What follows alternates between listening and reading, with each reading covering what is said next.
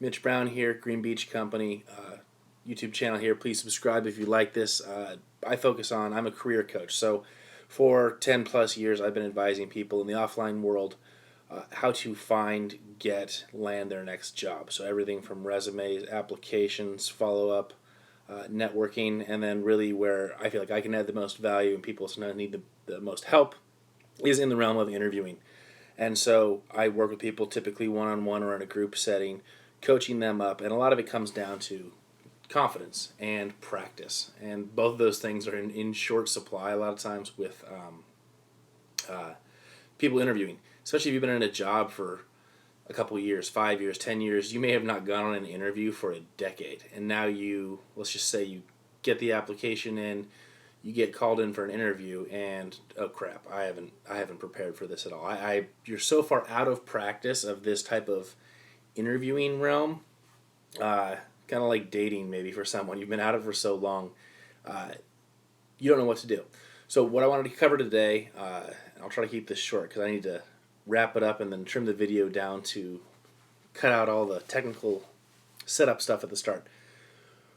What I think the most important thing to focus on is taking a positive attitude. I know it sounds cheesy, but stick with me here. Taking a positive attitude to explaining your experience and your fit for a job.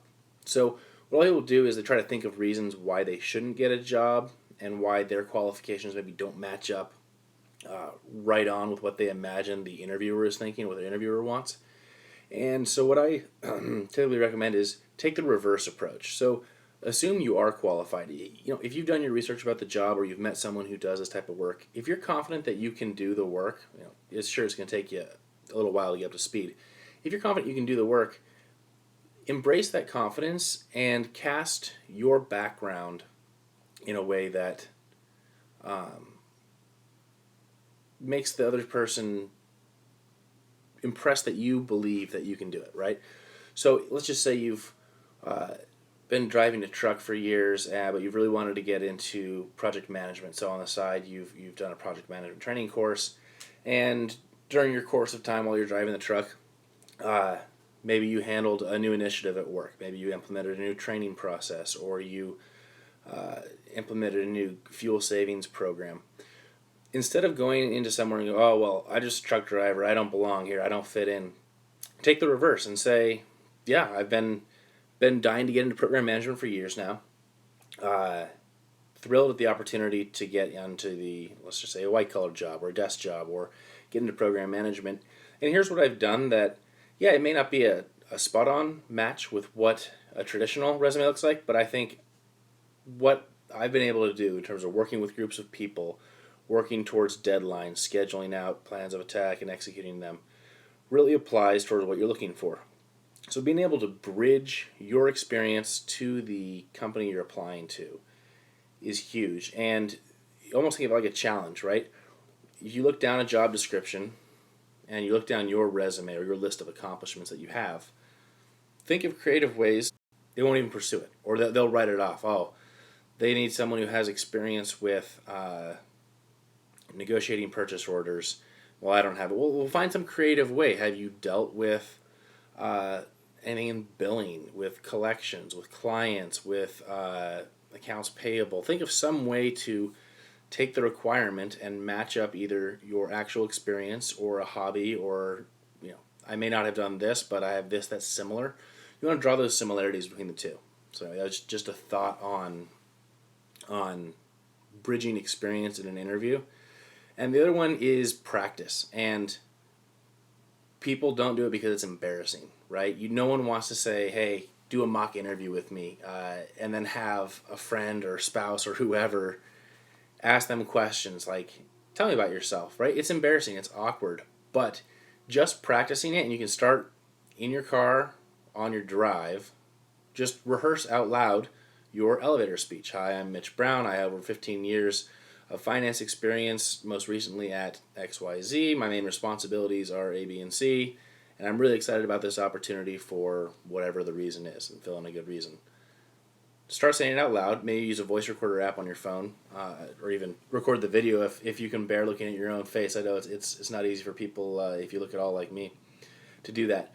And then just get a live person. Ideally, it's a, if you want to give me a call, great, I'll help you out. If you just want to talk to your dog, that can work too, in terms of just getting the repetition. And I think if you practice your about me, why are you a fit for this job? Why are you interested in this job? Why are you leaving your other job?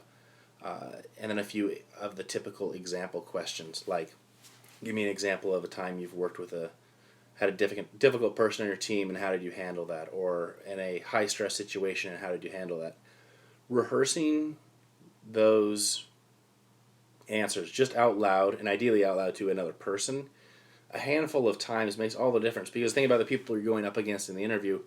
A lot of them are in the same boat as you. They are out of practice in this realm of stuff. They are not frequently interviewing either. And if they don't do this practice and you do the practice, it can be a huge advantage for you.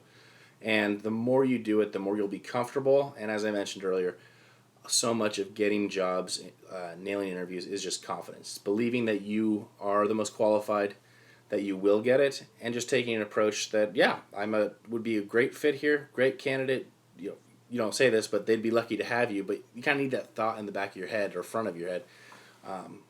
And that puts you in the best light possible. And that's not to say you'll get every job that you go out for. You're going to get a lot of rejection, but you have to take that positive approach into each one to give yourself the best chance possible.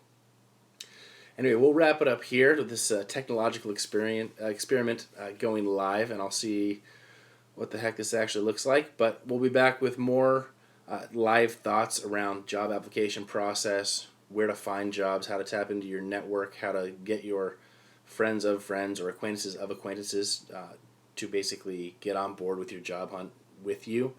All sorts of great tips around how to put your best foot forward in an interview, how to answer the tricky questions, and also we'll be doing special segments towards different segments of the population. So new grads, older individuals, or I'll say people that have been in the workforce, say 20 plus years, especially people that have been at the same job maybe for 10 plus years. And it's a different type of interview. A lot of it's confidence, practice, and coming up with credible, authentic responses to questions like, why have you've been in a job for 10 years, why are you leaving now? So anyway, a lot of good stuff to come. Appreciate you watching.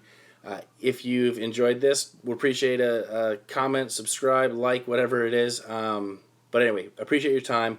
Hope I can be of help. I'll put some useful links down below on these videos. You can check out my other stuff. And again, thanks for watching, and I'll see you soon.